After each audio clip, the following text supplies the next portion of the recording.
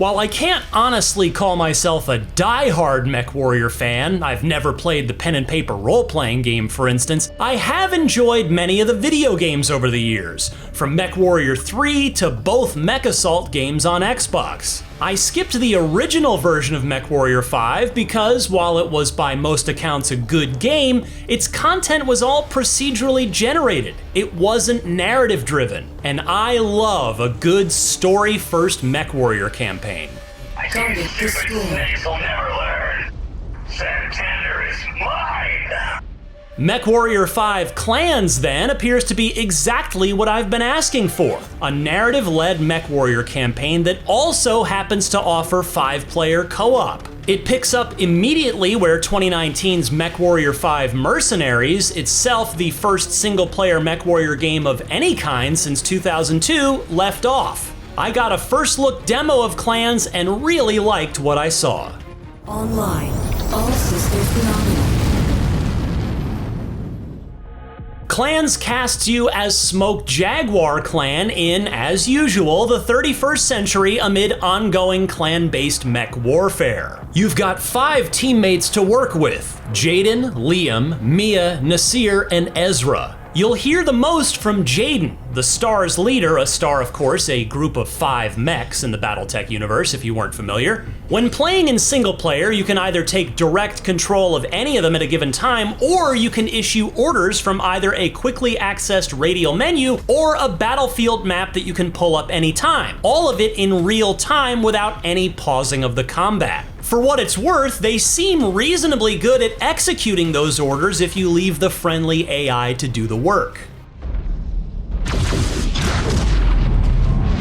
Incoming missile. Naturally, all of the usual MechWarrior features are here. Jump jets, tons of mech variety. My demo driver was piloting a Shadowcat, though I've always favored the slower but harder hitting Assault Class Atlas myself, and plenty of weapon loadouts, from guns to missiles to lasers to Gauss cannons. As ever, you can try to scattershot enemy mechs with as much damage as you can possibly throw at them with no regard to where those shots land, or you can pinpoint specific areas of each mech, such as trying to blow off its arms or causing it to topple over by blasting off one of its legs.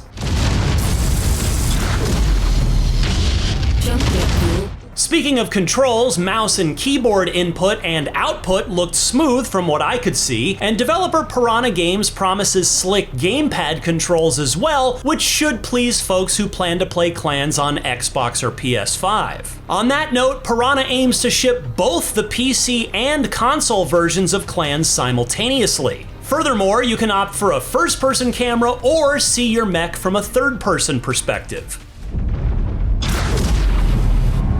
While the underlying action seems solid, as you'd expect after Piranha's already taken a bite at the MechWarrior 5 apple, it's the 31st century sci-fi struggle I am most eager to see from the story. I enjoyed seeing orders come in from Sarah Weaver through a picture-in-picture window as you stomped around the battlefield, and I'm eager to see where this MechWarrior story takes us. Gameplay, meanwhile, seems faster than what I remember from the joystick-preferred older MechWarrior offerings on PC, but certainly not as speedy as the Xbox's classic Mech Assault games. But it looks like my men are just in time to watch your MechWarriors froze alive in their mess.